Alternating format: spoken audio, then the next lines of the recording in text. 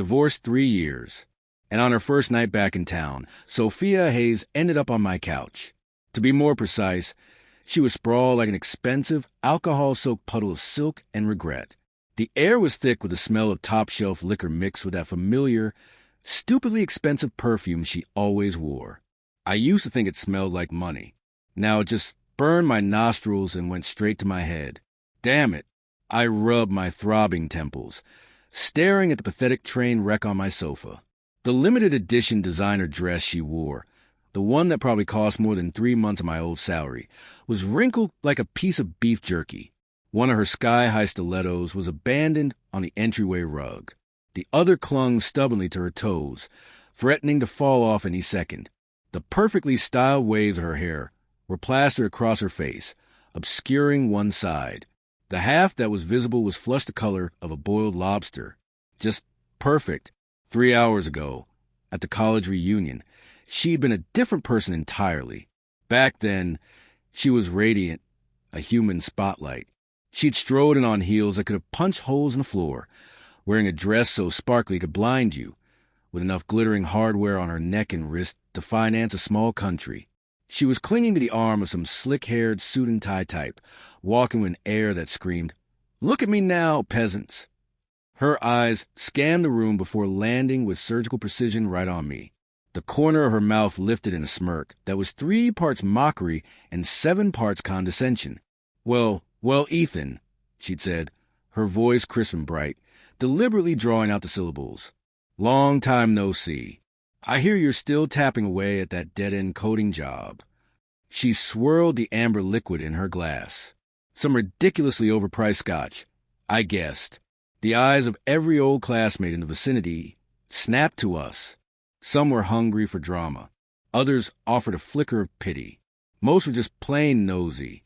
The room felt so quiet, I could hear someone crunching on a pretzel at the next table.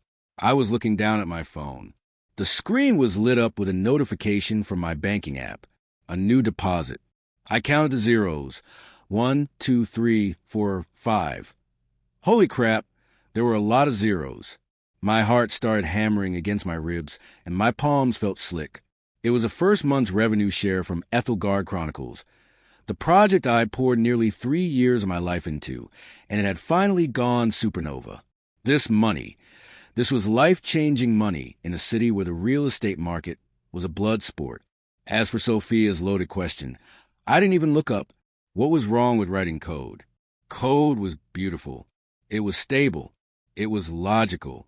It wouldn't just pack up one day, clean out your joint bank account, and tell you, "Sorry, we're done here."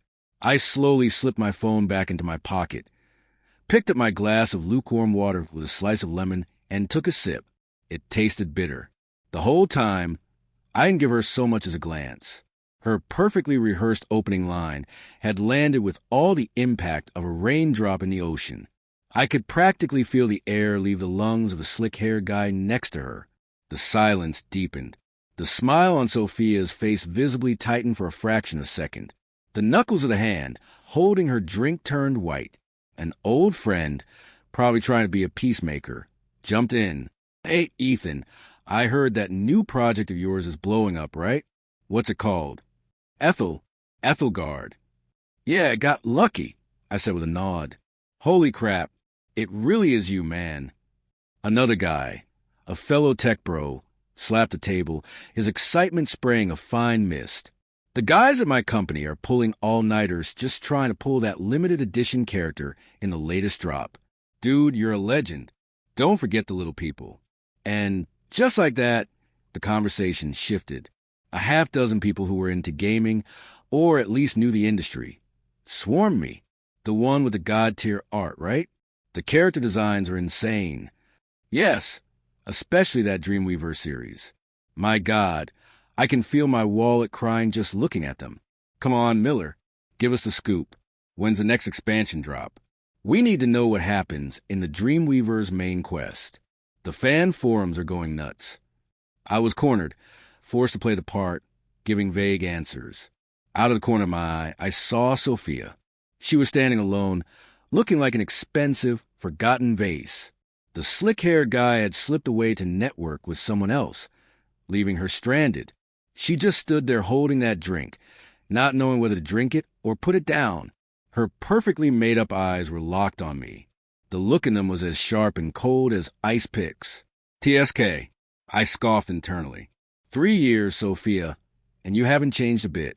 Still have to be the center of attention. Still need the whole world to revolve around you. Sorry, but this station is no longer in service.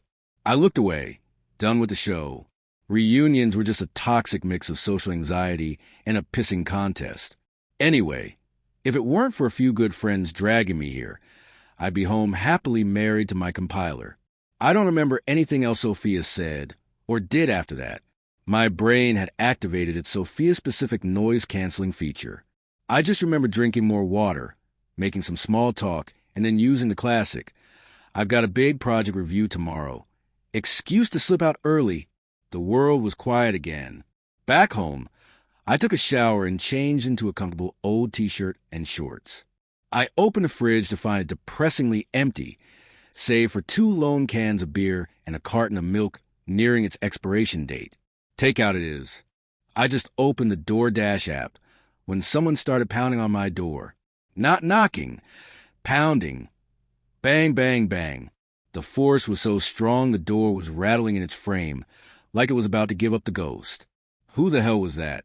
The landlord chasing rent wasn't this aggressive. I scowled, shuffled to the door in my flip-flops, and barked. "Who is it?" Silence for a second. Then a slurred, tear-choked female voice shrieked, laced with a kind of reckless fury. "Open the door, Ethan. You bastard. Open this damn door. You hear me? That voice. I know it anywhere. Sophia." My mind went blank. How would she find this place? I hadn't mentioned my address to anyone at the reunion. Does she have a tracking device on me? Open up. I know you're in there. Stop playing dead. The door shuddered under another vicious kick, groaning in protest. There went my security deposit, and hello to a complaint from my neighbors tomorrow. I took a deep breath and yanked the door open. A potent cocktail of perfume, booze, and a sour tang of vomit hit me like a physical blow. I nearly gagged. At the door, Sophia was leaning against a frame, barely upright. Her makeup was a disaster. Eyeliner smudged into 2 black rings under her eyes, making her look like a raccoon that had lost a fight. Her hair was a tangled mess, and her expensive dress was stained with something suspicious. One foot was bare. The other still had that precarious stiletto hanging on for dear life. She saw me and tried to straighten up, but her body swayed. Her eyes, hazy and unfocused, finally locked onto my face. She broke into a goofy, lopsided grin, showing a row of white teeth. "Huh? Found you, you bastard." The vein in my temple started throbbing again. "Sophia, what the hell are you doing? Are you insane? You can't show up here like this." She wasn't listening. Her body went limp and she started to fall forward. I instinctively reached out to catch her, and that foul smell enveloped me. Her entire weight, soft and heavy, pressed against my arm. "Move. I need to sleep," she mumbled, trying to burrow her head in my shoulder to get past me. The muscles in my jaw clenched so hard they ached. I wanted nothing more than to dump her in the hallway and let building security or the cops deal with her. But reason prevailed. If I did that, I'd be the star of tomorrow's local news headline. "Shocking. Lead designer of gaming phenomenon leaves ex-wife for dead in hallway." Fine, I give up. Gritting my teeth, I half-dragged, half-carried her sorry self inside. My target was a living room couch, which was thankfully large enough to contain the disaster. "Sleep here?" I grunted, dropping her onto it. She sank into the soft cushions like a sack of potatoes, letting out a satisfied sigh without even bothering to open her eyes. She was still muttering nonsense. "Bed. Give me half the bed. You always did." The hell I did. A wave of anger washed over me. Always. That was when you were my legally wedded wife. Who the hell are you now? I wasn't about to argue with a drunk. I turned to leave, desperate to get away from this human biohazard and open a window to save my suffocating olfactory nerves. I took one step. A hand shot out and grabbed the hem of my shirt. The grip wasn't strong, but it was stubborn. I looked back. Sophia had somehow managed to pry her eyes open. Those eyes, usually so full of pride and calculation, were now veiled in a thick, watery fog as she stared up at me. The makeup disaster on her face was now streaked with clean tracks where tears had run down her cheeks. Her lips trembled. "Ethan." Her voice was a faint, reedy whisper, thick with a stuffy nose and a vulnerability so raw it felt broken. "Back then, you said you'd always wait for me." Time froze. The air grew still. The city noise outside faded away, leaving only the sound of her drunken, tearful breathing and the sudden frantic thumping of my own heart. Always wait for her. Her words slammed into the floodgates of my memory, breaking them wide open.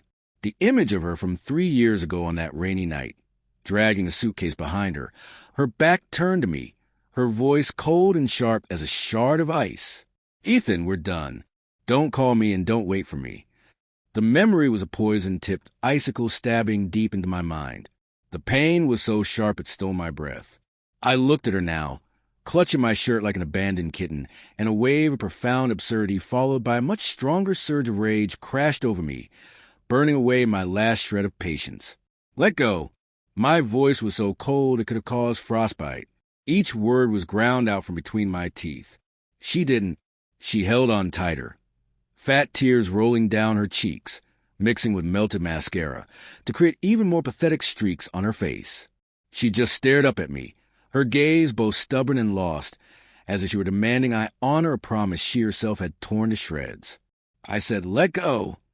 I snapped, my voice louder than I intended, laced with raw anger that surprised even me.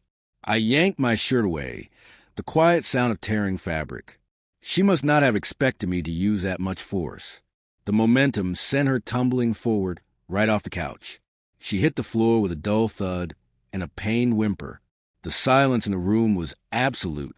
She lay on the floor motionless, her hair hiding her face. I stood there clutching the torn hem of my shirt, staring at the crumpled figure on the ground. It felt like an invisible hand had clamped down around my heart, squeezing until I couldn't breathe. After the anger, all that was left was an overwhelming exhaustion and a bottomless sense of futility. I closed my eyes. When I opened them again, they were empty and cold. I walked over, bent down, and like I was lifting a piece of luggage, I hauled her back onto the couch. She didn't fight me this time, just curled into a ball, her shoulders shaking with quiet, suppressed sobs. I went into my bedroom and slammed the door shut, leaning my back against the cool wood. I could still hear her muffled crying from the living room. It was like 1,000 tiny needles finding their way through the door and into my ears. Annoying. So damn annoying. I sat down at my desk and stared at the dark computer monitor, which reflected my own tired, frustrated face. In the corner of the desk sat a small, unassuming picture frame, turned backward. I picked it up and flipped it over. It was a faded wedding photo. Sophia in a white dress was smiling, so wide her eyes crinkled, nestled against a goofy look at me in a rented tux. Back then, her eyes had a light in them. It wasn't the hard, calculating glint they had now. "Always wait for you," I whispered to the smiling woman in the photo, my own mouth twisting into a bitter, ugly shape that was more of a grimace than a smile. "Sophia, you were the one who broke that promise. What the hell do you want?" Showing up now and throwing in my face. I slammed the frame face down on the desk with a sharp clack. Whatever. Arguing with a drunk was pointless. Out of sight, out of mind. I put on my headphones, cranked up some heavy metal, and turned the volume to max. I was hoping the roaring guitars and thunderous drums could drown out the woman in my living room and all the chaos she brought with her. The next morning, I was woken up by the smell of something burning. I shot out of bed like a rocket and bolted out of the bedroom. The kitchen was filled with hazy smoke. Sophia, wearing one of my baggy old t-shirts and nothing else, was frantically waving a spatula at a smoking pan. Inside it, a black carbonized mass was emitting noxious fumes. "What the hell are you doing?" I yelled, lunging past her to kill the flame and flick on the exhaust fan all in one motion. My shouting startled her, and the spatula nearly flew out of her hand. She turned around, her face pale and haggard from the hangover, her eyes bloodshot. Her hair was thrown into a messy bun, and without any makeup, she looked younger and more vulnerable. When she saw me, she flinched, her eyes darting away with the guilty look of a kid caught with her hand in the cookie jar. "I was trying to make eggs," she said, her voice small and weak. I stared at the charcoal briquette in the pan. My temples started to throb. "Make eggs, lady. It looks like you were trying to summon a demon from the ninth circle of hell." She pressed her lips together, didn't argue, and quietly put the spatula down, looking like a chastised schoolgirl. This meek, apologetic version of her was a universe away from the condescending queen at the reunion and the raging lunatic from last night. My eyes drifted to the t-shirt she was wearing. It was clearly mine. So big on her it looked like a dress, the collar hanging crookedly off one shoulder, revealing the pale skin beneath, and below that just legs. It was a lot to take in first thing in the morning. I averted my gaze. "Where did you even find that? Go get changed. You look ridiculous." She looked down at herself and mumbled, "My dress? I got sick on it. I washed it, but it's not dry yet." Fine. She had a point. I didn't have the energy to argue. I pointed to the living room. "Go sit over there and don't touch anything." I resigned myself to cleaning up the kitchen. It was a small space, and with both of us in it, there was no room to move. She shuffled awkwardly to the doorway, but didn't leave. Just leaned against the frame and watched me work. "Hey, about last night," she began hesitantly, her voice still rough with sleep. "Thanks for not throwing me out." I didn't turn around, focusing on scraping the stubborn black crust from the bottom of the pan. "Don't mention it," I said, my voice flat. "I was just worried you'd freeze to death on my doorstep, and I'd have to deal with the cops." Silence for a moment. Did I say anything I shouldn't have? Her voice was even lower now, laced with caution, my scraping pausing for a fraction of a second. That phrase, "always wait for me," echoed in my head. "Don't remember." I replied quickly, my tone perfectly neutral. "You were wasted. Who knows what you said? You should drink less. It's bad for your liver." I tossed the ruined pan into the sink with a loud clatter. She went quiet again. I could feel her eyes on my back, a complicated, searching gaze that made my skin crawl. After I cleaned up the mess, I took out the milk and a couple of slices of bread from the fridge, planning on a quick, sad breakfast. When I turned around, she was still standing in the doorway. Something else. I raised an eyebrow at her. She licked her chapped lips, her eyes darting around nervously. Could I borrow your phone? Mine? I think it's dead and I can't find it." A pathetic excuse. I could see the evasion in her eyes and knew exactly what was going on. Where was Mr. Slick hair from last night? Why wasn't she calling him? I didn't bother calling her out on it. I unlocked my old backup phone and tossed it to her. "Make it quick. I have to leave." "Oh, okay." She caught it like it was a lifeline and scurried to a corner of the living room to make her call. I had just stuffed a piece of dry bread into my mouth when I heard her voice low and urgent. "Hello, it's me. Yeah, last night my phone died." "No, I'm fine. I'm at a friend's house." "Which friend?" "Just an old classmate." "Look, don't worry about it. I'll be back later." "My stuff. I'll come get my stuff this afternoon." An old classmate. A friend. I chewed on the bland bread, a cold smirk playing on my lips.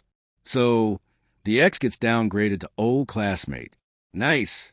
She finished her call and hesitantly returned the phone, her expression a little strained. "Thanks. I'll be gone this afternoon." "Okay," I said, taking the phone without looking at her. "Just pull the door shut on your way out." The air thickened with an awkward silence again. She stood there, not moving, looking like she wanted to say something else. I grabbed my keys and backpack from the table, making it obvious I was about to leave. She finally broke. "Ethan, isn't there anything you want to ask me?" Her voice was sharp with a kind of desperate. "What do I have to lose, energy?" I stopped at the door and looked back at her, my expression unreadable. "Ask you what?" "Why you suddenly showed up after 3 years. Who that guy you were with last night was, or if you had a comfortable night on my couch." My words hit their mark. Her face flushed, then went pale. She opened her mouth, but nothing came out. I gave a humorless tug at the corner of my mouth. Sophia, it's over. It has been for a long time. You go your way, I'll go mine. It's better that way. Take care. With that, I opened the door and walked out without a backward glance. The door clicked shut behind me, sealing me off from the woman who was turning my life upside down all over again. Finally, peace and quiet, at least for now. Sophia didn't show up again for the next few days. Her dress appeared on the shoe cabinet outside my apartment door, neatly folded with a sticky note on top. On it was a hastily drawn smiley face and the words, "Thanks. Here's your shirt back." The handwriting was the same as I remembered, bold and a little flamboyant. I stared at the smiley face for 2 seconds, then picked up the dress and my shirt and tossed them into a storage closet in the back. Out of sight, out of mind, life seemed to return to normal. The massive success of Ethelgard Chronicles brought in a fortune, but also brought a crushing workload. Server expansion, planning the next update, addressing player feedback, endless meetings. I was so busy I barely had time to breathe. Spinning like a top, working late became the new normal. I was spending more nights on the couch in my office than in my own bed, which was good. When you're busy, you don't have time to think about all the other crap. One afternoon, after a painfully long project review meeting where I felt like my brain had been put through a blender by a team of product managers, I was desperate for a sugar fix. I grabbed my phone and wallet and headed downstairs to the convenience store for a can of something caffeinated. Just as I stepped out of the office building, my phone rang. It was an unknown number. I hesitated and answered. "Hello, Ethan. It's me, Chloe." A whirlwind of female voice came through the speaker. It was Sophia's best friend, and a knot formed in my stomach. I had a bad feeling about this. "What's up?" "It's a big deal." Chloe's voice was frantic. "It's Sophia's mom, Mrs. Hayes. She collapsed this morning. They rushed her to the hospital. They just finished the tests, and it's not good. The doctor said she might need surgery. Like, right now?" My heart dropped. Sophia's mom, Eleanor Hayes. I remembered her as a kind, gentle woman who had always been warm to me. Sophia had a terrible relationship with her father. Her mom had practically raised her single-handedly. Sophia never said out loud, but I knew her mother was her entire world. "Which hospital?" I asked immediately. Chloe gave me the name and the floor number. "Okay, got it." I hung up and just stood there on the sidewalk, my mind racing. Should I go or not? Sophia and I were divorced. Her mother, technically, she wasn't my problem anymore. Sophia had her own life now with that elite-looking boyfriend from the reunion. This was not something her ex-husband needed to worry about. I clenched my phone, but then an image flashed in my mind. Mrs. Hayes, smiling as she put more food on my plate at dinner. In the rare moments when Sophia would talk about her mom, her eyes softened with a deep-seated affection and reliance. Damn it all. I cursed under my breath, turned, and flagged down a cab. Pacific Crest Medical Center, and step on it. The car pulled into traffic. I stared out the window at the blur of the city rushing by, running a hand through my hair in frustration. "Ethan Miller, you're an idiot.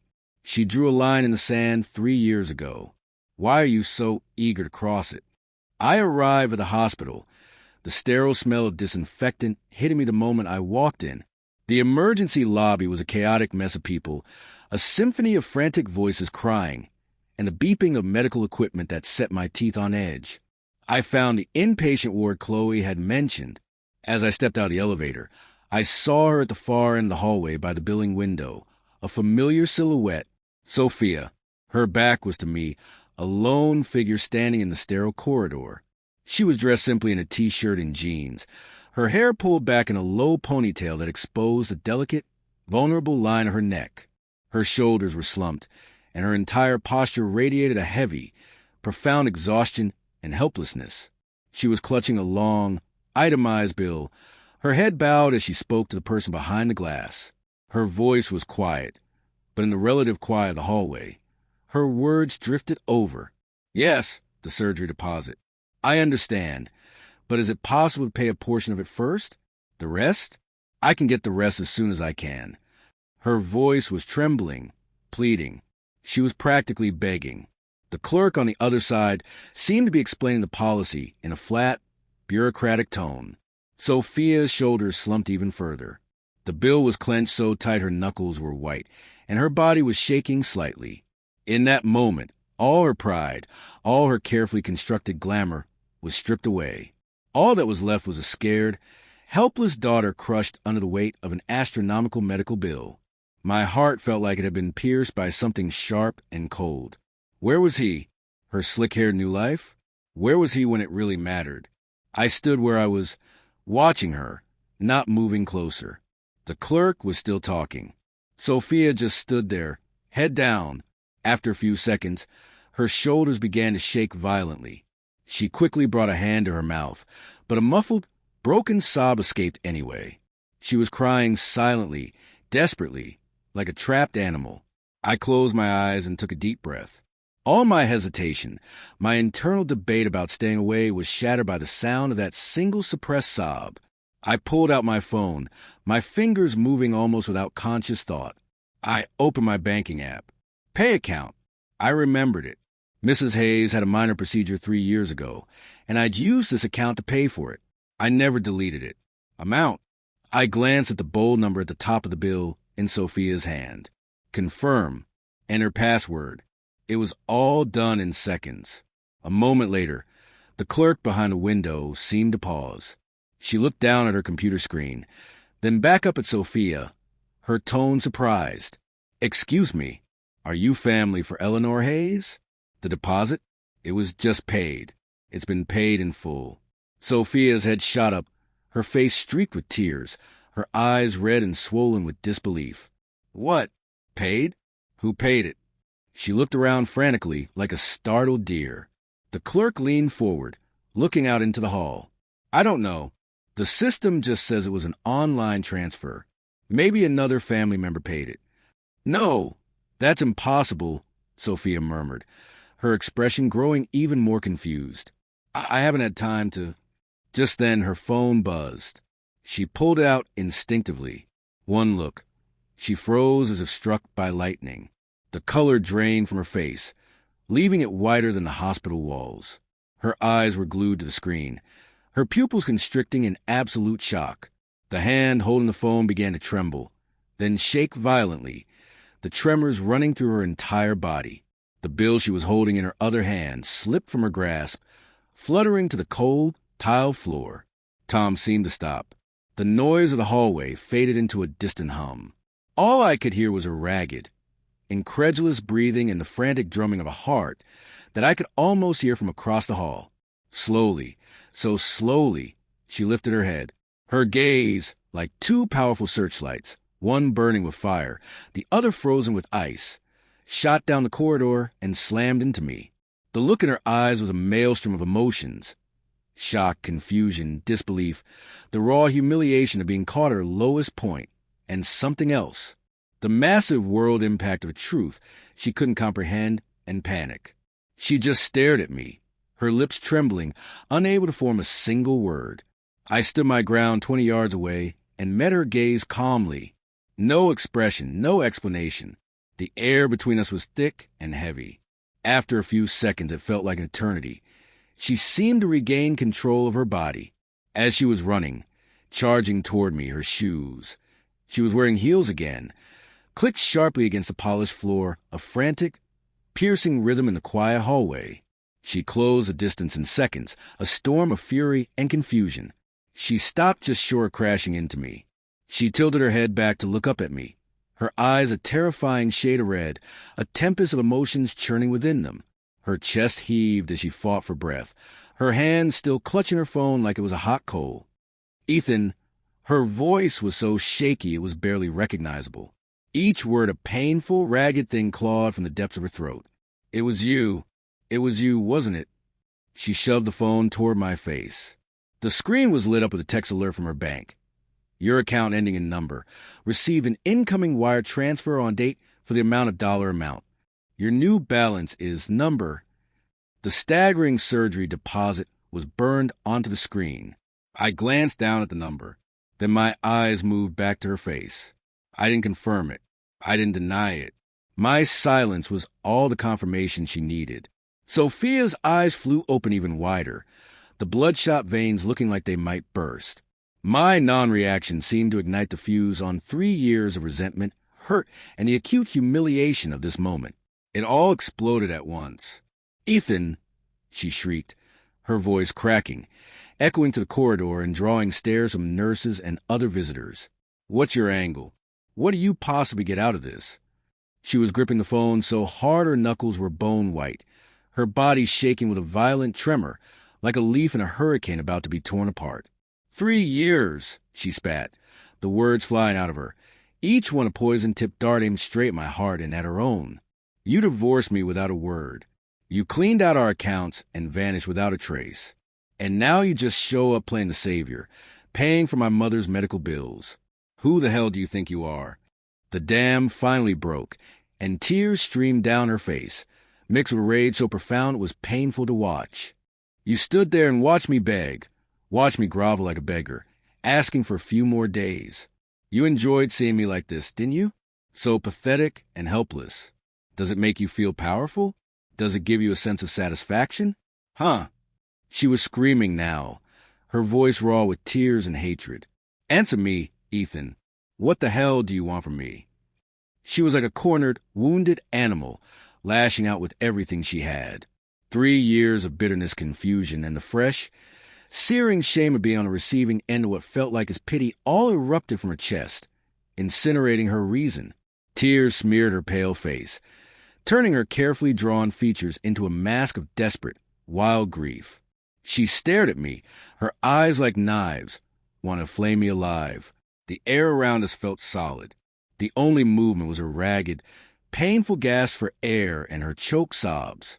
I watched her, this hysterical woman, saw the boundless hatred and the tears in her eyes, and felt a cold hand squeeze my heart, a dull, aching pain. What do I get out of this? I wanted to ask myself the same question. Did I do it for the way she left me? For the condescending smirk she gave me at the reunion? Or for this, for the way she was looking at me now, like she wanted to tear me to pieces? An indescribable wave of exhaustion and sorrow washed over me. I took a deep breath, trying to force down the lump in my throat. My expression remained infuriatingly calm. "Come with me." My voice wasn't loud.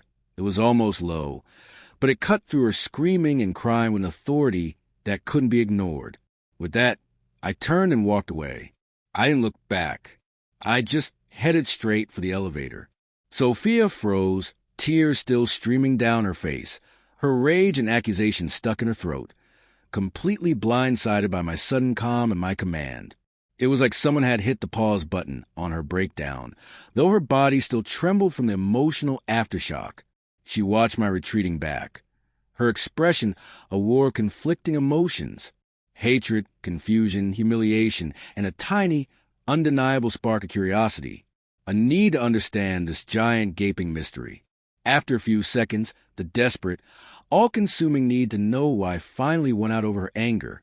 She scrubbed at her face with her sleeve, smearing the tears and makeup into an even bigger mess. Then, with a kind of reckless self-destructive resolve, she stumbled after me. The click-clack of her heels on the tile was erratic and rushed, a perfect match for the chaotic rhythm of her heart. The elevator descended. The small enclosed space was suffocatingly silent. She stood in a corner as far from me as possible, her back to me, her shoulders still shaking. I could feel the wall of cold, hostile energy radiating off her. I just stared at the numbers as they lit up one by one. The drive was fast. The city lights blurred into streaks of color outside the window. Sophia sat in the passenger seat, her head turned, staring intently out the window. The line of her jaw was rigid, turning her into a cold stone statue. Only the hand on her lap, clenched into a fist so tight the knuckles were white, betrayed the storm raging inside her. Not a single word was spoken. The car stopped in front of my apartment building. I got out. She hesitated for a moment, then pushed her door open and followed me, keeping a careful distance of 2 or 3 steps as if she were walking on broken glass. I unlocked the door and went inside. The living room was exactly as it had been days ago. The couch where she'd slept was now smooth and empty. I didn't stop, walking straight toward the study. Sophia stood in the middle of the living room, not following, like a plant that had been deprived of water for weeks, watching me disappear into the study with a look of desperate, weary confusion. I walked to the solid-wood desk, cluttered with programming books, stacks of scratch paper, and a few collectible figurines. It was messy, but the bottom drawer, the one with the lock, was clean and undisturbed. I bent down and sorted through a ring of keys until I found a small, rarely used brass one. I slid it into the lock and turned it. Click! The small sound was deafening in the unervingly quiet room.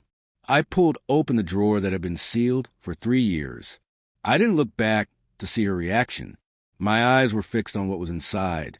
There were no jewels, no secret documents, just a thick stack and then another of neatly arranged papers.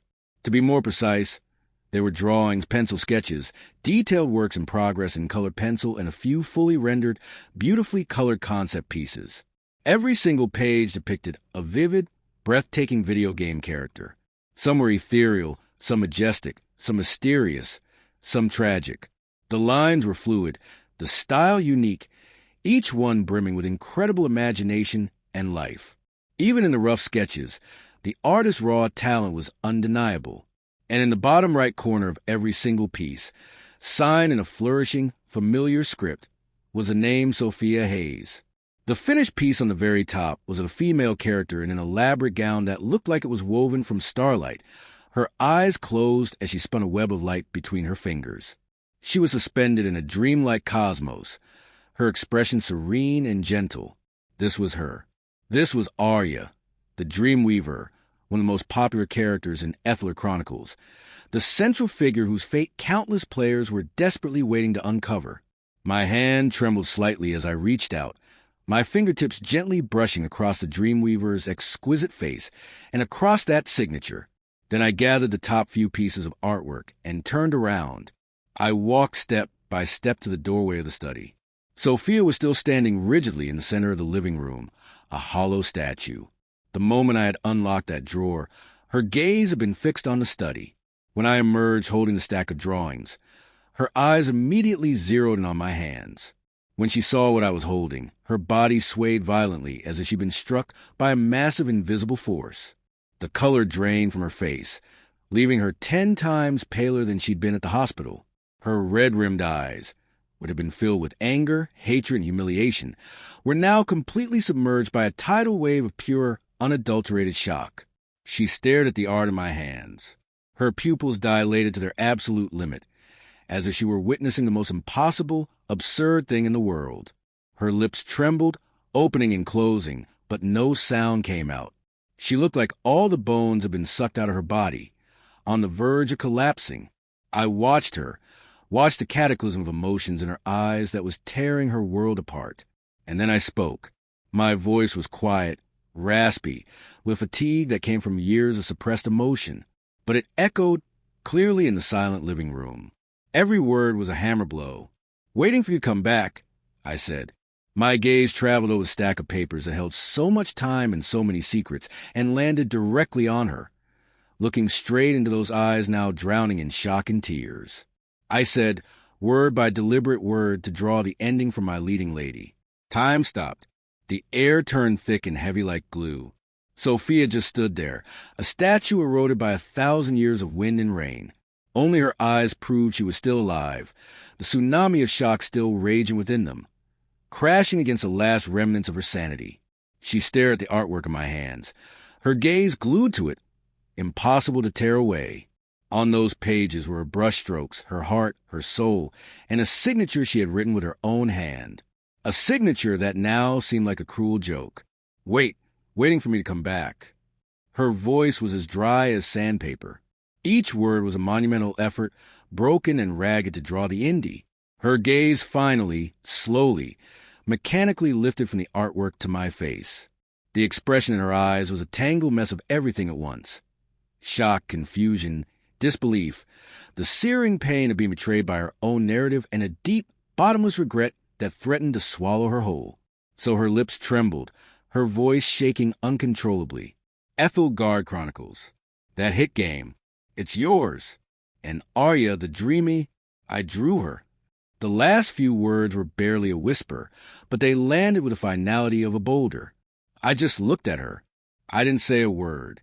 My hand tightened slightly on the artwork. My silence was the only answer she needed. Huh.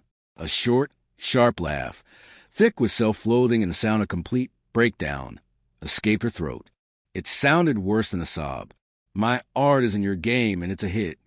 She seemed to be talking to herself as much as to me, her eyes sweeping vacantly over the priceless designs in my hand. And you? You kept all locked in a drawer, waiting for me to come back and draw the ending. Her voice suddenly shot up, sharp and hysterical. Waiting for me? The ex-wife who cleaned out your bank account and ran. Ethan, what is wrong with you? Did all that coding rot your brain? She lost control again, tears erupting from her eyes, a torrent of agony and absurdity. She raised her hand as if to lunge at me and either tear the drawings to shreds or punch me in the face, but her body just wobbled, her legs turned into jelly, and she started to fall backward. Watch out! I lunged forward instinctively, catching her arm just before she hit the floor. Her skin was ice cold. She was shaking like the last leaf in a winter storm. The moment I touched her, she recoiled as if burned, struggling to pull away. Let go of me. Don't touch me. Ethan, you're a lunatic, an idiot. What was the point? What did you do it for? She was crying and shouting incoherently, pushing at me with all her strength, tears and snot running down her face. She was a complete mess, utterly and completely destroyed. Why did you keep these stupid drawings? To wait for me to come back and grant you an ending as some kind of charity? To laugh at me? To see how pathetic Sophia Hayes became after she left Ethan Miller? So pathetic she can't even pay her own mother's medical bills without her ex-husband swooping in to play the hero. She screamed, her voice raw and broken. Is that it? Does that make you feel good? Does it feel satisfying watching me crawl back like a dog with his tail between its legs? Does it? Her fists beat against my chest and shoulders, weak random blows fueled by desperate self-destructive rage. I didn't dodge. I didn't try to restrain her. I just stood there and let her vent, my arms held loosely at her sides to keep her from falling. The punches didn't hurt, not really, compared to the side of her back as she walked away in the rain 3 years ago, compared to the countless nights I'd spent staring at a screen, eaten alive by code and memories. This was nothing. I just watched her cry, watched her break down, watched her completely lose her way in the face of a truth so immense it shattered her reality. Say something. Are you mute? She finally tired, her punches slowing to a stop. Her body went limp against my supporting arms. She gasped for air, then lifted her tear-ravaged face to look at me, her eyes broken but still demanding an answer. Tell me, Ethan, why would you do this? Why would you still care? Why would you still wait for me? Her voice dwindled to a weak, desperate whisper. What was the point? I wanted to ask myself the same question. Did I do it for her cold departure? For her mockery at the reunion last night while she was on another man's arm? Or for this, for the venomous hatred in her eyes right now? No, it was none of those things. I looked at the wasteland in her eyes, the ruin submerged in tears. And beneath all that devastation, I could just make out the ghost of the girl from 3 years ago, the one who used to hug a drawing tablet to her chest, her eyes full of stars. A profound exhaustion, a dull pain that went deeper than bone, finally broke through my defenses. I took a breath so deep my lungs ached. My voice, when it came out, was rough and heavy, whether by time or way that felt foreign even to me, because I paused, my gaze fixed on her face, as if trying to see past the wreckage and resentment, to see into the soul she had buried so deep she'd forgotten it was there. I made her a promise. The words weren't loud, but they landed in the dead silence of the room like a stone dropped into a still pond, sending the final, most violent ripples across the surface of her shattered composure. I promised the girl who dreamed of being one of the best concept artists in the world to Sophia, whose eyes were always full of light. I promised her that I would always be in her corner, waiting for her to create her own universe. Every word was a white-hot brand, searing my heart and searing hers. The living room fell into a deathly silence. All that was left was Sophia's ragged, suppressed sobs and the distant, muffled hum of the city outside. She stared at me, her face tilted up. The hate, the anger, the humiliation, all of it seemed to freeze, shatter, and then collapse into dust. In its place was a vast, empty blankness. It was as if someone had violently ripped her out of a 3-year-long nightmare fueled by hatred and thrown her into the blinding, unfamiliar sunlight. She opened her mouth, but no sound came out. The tears just kept coming, a silent torrential flood washing over her face. Time stretched on, and eternity seemed to pass. Slowly, ever so slowly, the blank fog in her eyes began to recede. Something deeper, heavier, began to emerge from the ruins. It was pain, a pain 3 years overdue, an agony so intense it could dissolve bone. In regret, a tidal wave of regret so massive it threatened to pull her under and drown her completely. The way she looked at me finally changed. The resentment was gone. The accusations were gone. All that remained was an endless cold despair and emptiness, as if the last string holding her together had finally snapped. She threw her hands over her mouth, a desperate attempt to stifle the raw, keening wail that was about to tear out her throat. Her shoulders convulsed, and her whole body, as if struck by an invisible sledgehammer, crumpled to the floor. This time, I didn't reach for her. She landed in a heap on the cold floor, curling into a ball against the base of the couch. She buried her face in her knees, her long hair falling forward to hide her completely. Only the broken, muffled sobs escaping through the cracks between her fingers filled the room. The sound was like the dying whimper of a wounded animal, full of self-loathing and a desire for oblivion. She stayed like that and cried for a long, long time. She cried with everything she had, as if trying to purge herself of 3 years of bitterness, resentment, and rage. And now, the soul-crushing weight of her own regret and despair. I stood there a silent statue. I watched her fall apart, watched her collapse in front of me. I watched her hold a funeral for Sophia from 3 years ago, the one who had smashed their world to pieces, pieces that could never be put back together again. The light outside the window slowly faded to dusk. We sat in the darkening room, unlit. The curled-up figure on the floor finally grew quiet, her sobs dwindling to intermittent hitching breaths. She didn't move for a long time, as if she had turned into a fossil of grief. I don't know how much longer passed. Then, slowly, painfully, she lifted her head. Her face was a mess of tear tracks. Her eyes were swollen, nearly shut, and her nose was red. She looked completely hollowed out, fragile, and lost. Her gaze drifted vaguely around the dim room. Then, as if pulled by an invisible string, it found me. In those swollen eyes, there was no hate, no anger, no hysteria. There was only a kind of timid, cautious searching, and a flicker of something so faint it was almost invisible. The hope of a drowning person reaching for a piece of driftwood. Her chapped lips moved. Her voice was a hoarse, barely audible whisper trembling with the last of her courage. That ending. She paused, gathering strength, her eyes flicking involuntarily toward my desk. The Dreamweaver is ending. Do you still need it? The question was so quiet, so full of pathetic pleading humility. It was as if she were offering up the last tiny piece of her own worth for my judgment. It was so pitiful it made my heart ache. I looked at her. I looked at that tiny flickering light in her eyes. I looked at this woman, a woman who had been utterly destroyed by regret, who had almost nothing left. I was silent for a few seconds. Then I gently shook my head. The light in her eyes died instantly. That tiny flame, like a candle in the wind, was snuffed out. The corners of her mouth sagged, her face crumpling as if she were about to cry again, but had no tears left. A deeper shade of gray washed over her. Just as that grayness was about to consume her completely, I spoke. My voice was quiet, but it broke the heavy silence of the room. The ending doesn't matter anymore. Her head shot up, her eyes filled with a deeper confusion. I took a step forward and knelt in front of her, bringing my eyes level with hers. I met her swollen, helpless gaze. "Sophia," I said her name. "Let's start over." It wasn't a question. It was a statement. Calm, clear, and with the simple force of decision made. This time, I said, my gaze soft as I looked at her tear-stained face, my voice low but unwavering. Let me be the one to chase you. Slowly, one step at a time. We'll walk the road we missed. And that girl, the one with the stars in her eyes, I paused, a trace of warmth I hadn't felt in years creeping into my voice. We'll find her again.